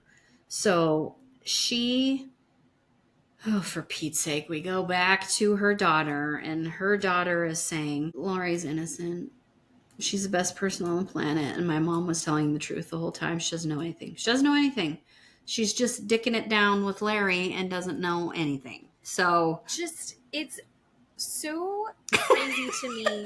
Part of me wonders if she's convinced herself of that being the truth. Yeah. I don't know. Oh, God. But we do get to meet a couple people from the jury. So they end up going to trial with Larry and Lori at the same time, which is not normal. They did not want to do that. And a couple of reasons. It confuses the jury. And it's a lot of work for the jury to keep everybody separate. I mean, you really have to pay attention as a juror to be like, okay, Lori did this on this day. And then Larry murdered his wife on this day doing this, right? You really, as a juror, have to like lock in and pay attention. And the attorneys don't want to give juries more work to do. So it's very rare that they try them at the same time, but they ended up doing it. They tried Larry and Lori at the same time. We meet the jury 4 person. Her name is Amanda, and we meet juror number 9 named Tony. And they were, middle-aged, I don't know, younger people. I mean, younger than me. Everybody's younger than me. They were both very articulate. They both seemed very intelligent. They both seemed like they could track and follow what was going on. So we meet Larry's defense attorney. Oh, this guy. Oh, my God. I thought he was a great lawyer for Larry. I liked him. I think he would be fun at a party. I don't think he's a defense attorney. So yeah. Take what you will from that. But he took everything and twisted it like defense attorneys do and made it into either something that it's not or it was like a red herring, look over here kind of thing. So like the insurance policies, the 9 insurance policies came out to be like $5 million or something like that. Yeah.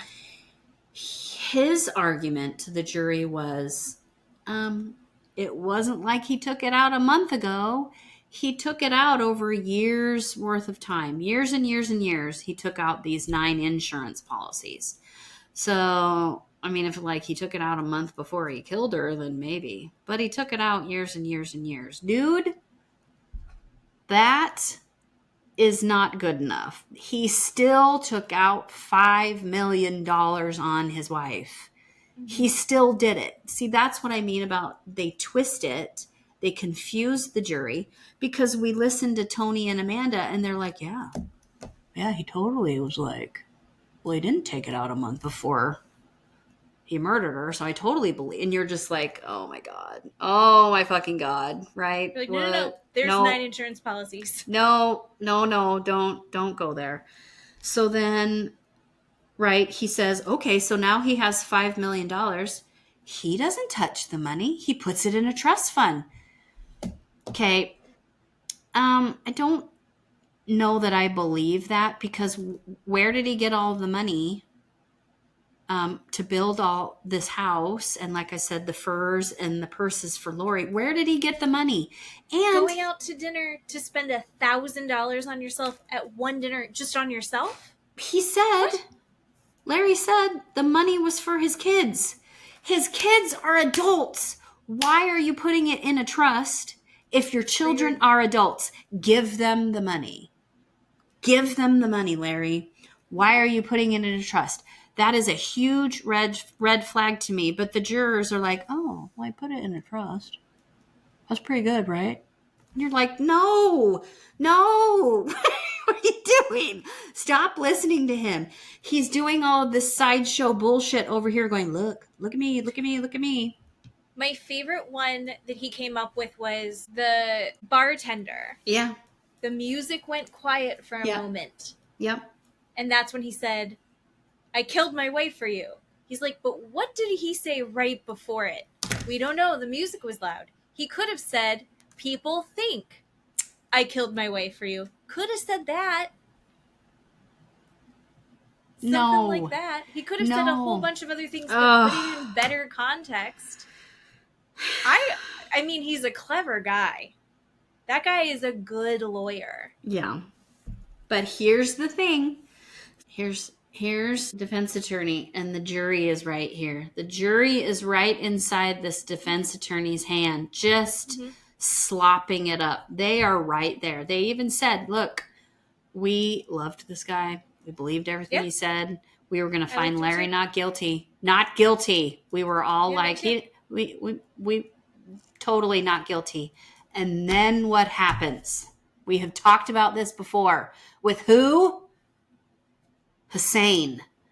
They have these men, these narcissistic piece of shit men, get on the stand because they have to listen to their own voice. Yes. And he said that he had promised it at the very beginning of trial. He's like, look, they're going to put up all these arguments. I'm going to knock them all down one by one. And then as a special treat, we're going to get him on the stand too.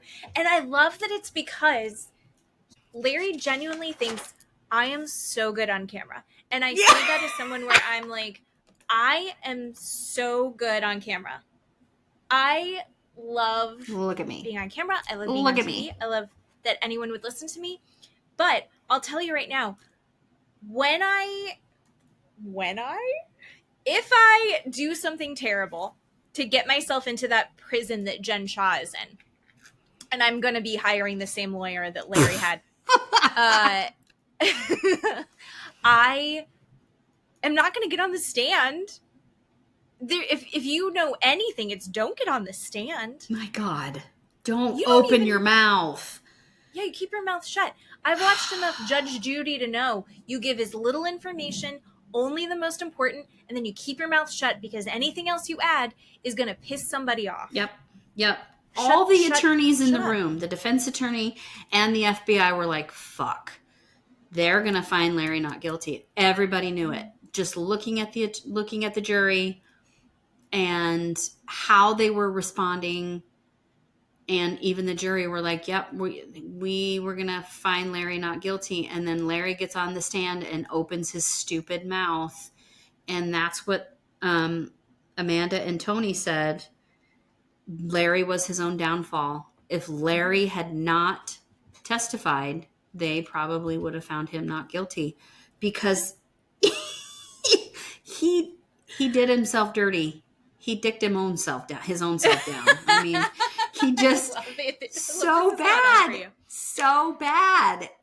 He's so fucking full of himself. Yeah. He put himself on every commercial for the dentist office. Yep. Then he started making commercials of himself for the Safari Club. Yep. And they're like, what is he doing? Mm-hmm. And he's like, and then his grand plan, he thought that he was the SEI's version of Wayne LaPierre, who was the head of the NRA. Yeah. He's the guy that came up with the only way to stop a bad guy with a gun is a good guy with a gun. Mm-hmm. He thinks that he's going to do that, but for hunters.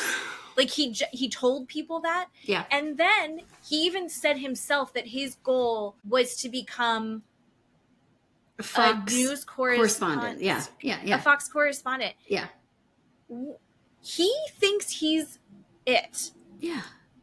And then he's like, I've got it. I can get in front of this jury. Yep. Nope. And he gets in front of the jury and destroys himself. Yeah. I love that part of it. Yeah. I loved it. Yeah. So they find him guilty. Yeah. Yep. And Lori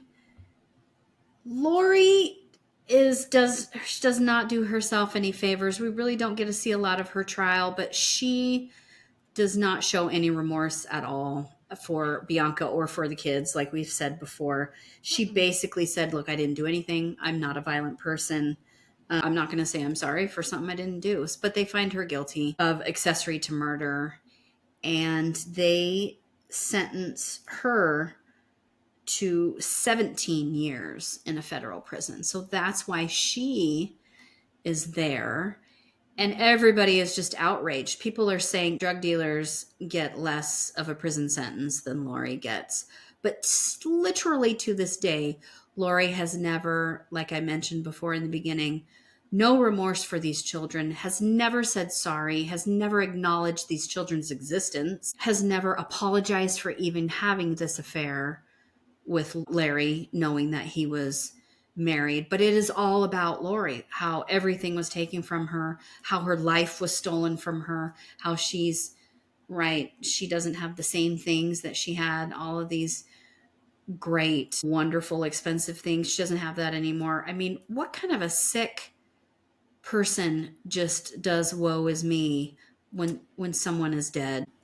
Well, she's benefited off of the death of this woman in such a disgusting way. Yeah.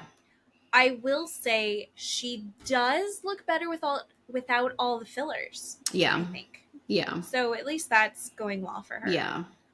No, she's gross. She has no remorse, just like you said. I kind of wish we don't hear anything other than from the phone call. Yeah. From the daughter. They do interview the son a little bit. Yeah. I wish we had heard a little bit more from them. I'm curious how things work out for them now. Yeah. With their dad. Because it kind of seemed like the dad, his kids are grown. It seemed like the mom was the only one really managing that relationship with her kids once they were adults. Yeah. And it's like, then he just went and lived a separate life. Yeah. It was weird. I wonder, and I hope, like if Larry truly did put that money in a trust, or there's $5 million, wherever that $5 million came from. I mean, Larry could have literally written a check and stuck it in a trust. I don't know.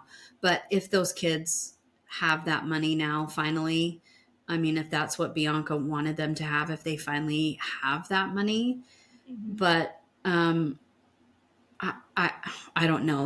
Like I said before, you hear that phone call where Anna Bianca, the daughter, kind of calls and confronts Larry and says, why did you do it? Why did you kill mom? Why? I can't live without her. And he is not really trying to console her because she's just so upset, rightfully so, and is really calling him out.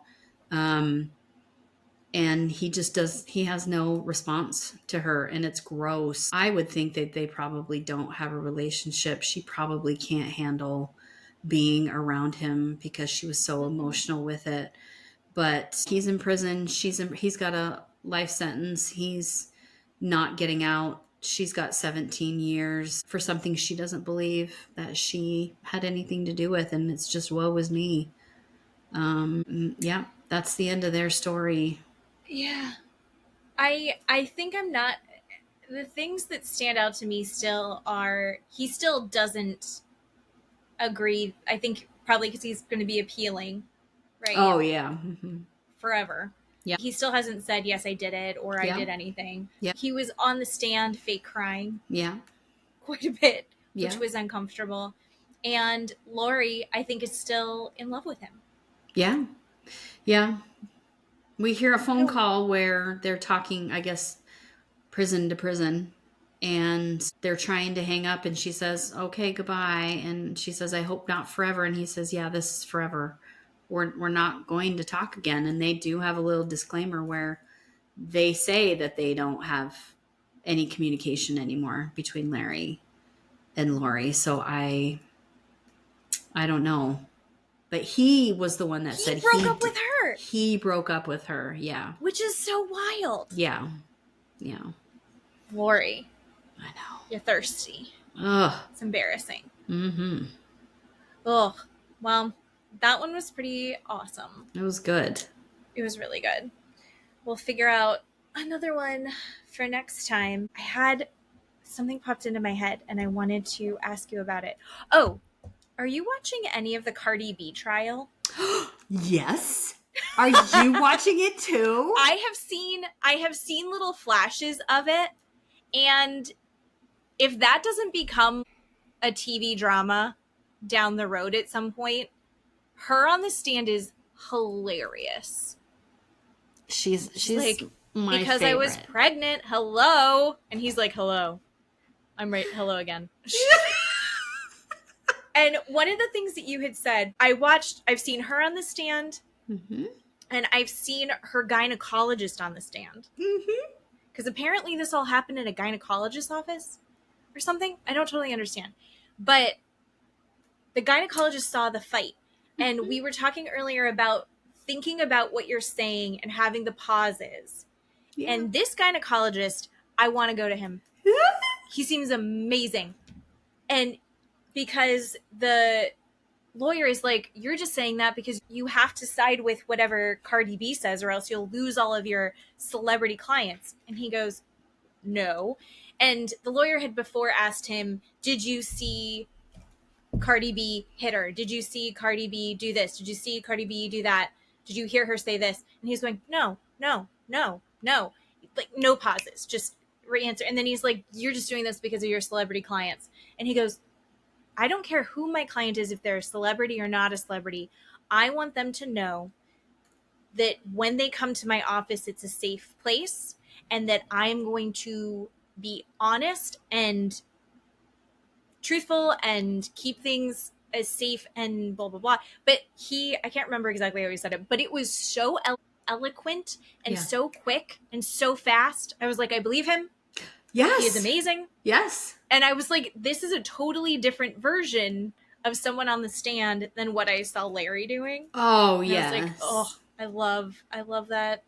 Have you seen any videos of any attorneys reviewing her or anybody's testimony? Well, a lot of her testimony, because they are saying this jury is definitely on her side just by what she's saying, how she's saying, and how she's answering these dumb ass fucking questions this attorney is being able to get away with. It's insane. Her. He's such an asshole. I don't know why this judge is letting this attorney treat her so poorly, but she is taking it with such grace that I can't stop watching her. I'm obsessed. I'm obsessed. I love her. I love it too. I'm so glad that you're watching it. She's fast. I'm just watching what pops up in my feed. But you should go back on YouTube. They have little longer clips of it that are, Okay. you know, like maybe 20 minutes or 10 minutes or something like that are longer, obviously, than your, you know, Facebook or TikTok feed clips. Mm-hmm.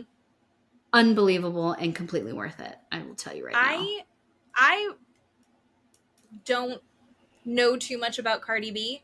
I know that I've seen her on the stand, and that alone, one, she's fucking beautiful. Two, hilarious. And she's so, like, I don't know, she's sassy, but incredibly talented, incredibly intelligent, and she is so quick on her feet and so able to deal with what's going on and deal with this piece of shit, sexist, racist garbage in front of her. well, he was obsessed. calling her racist, and he was like, "Did you call her fat?" And she was like, "She's bouncer heavy. She's security heavy."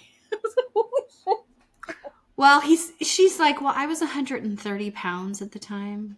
And then he was like, well, so you're calling her fat? That's how that all happened. At the time, She goes, I was 130 pounds at the time. I'm not that anymore. But she was, you know, bouncer. And I was just like, oh, fuck, I love this so much. I love this so much. It's good. I will go back and watch more of it. Maybe we'll have some more to talk about. Wonderful. On the next one. And I'm 100% positive they're going to find her not guilty. 100%. Even if you saw the pictures, stop it. There's nothing there. Yeah. Yeah, but that lawyer sucks. Incredible. All right, so next week we're going to be talking about the Bachelor in Paradise finale, maybe a couple other tidbits that are popping up, and we'll have some new true crime story time that we'll surprise you with next week. Okay. All right, thanks everybody for listening. Thanks for doing a podcast with me, Keely. I love you. I love you. Bye. Bye.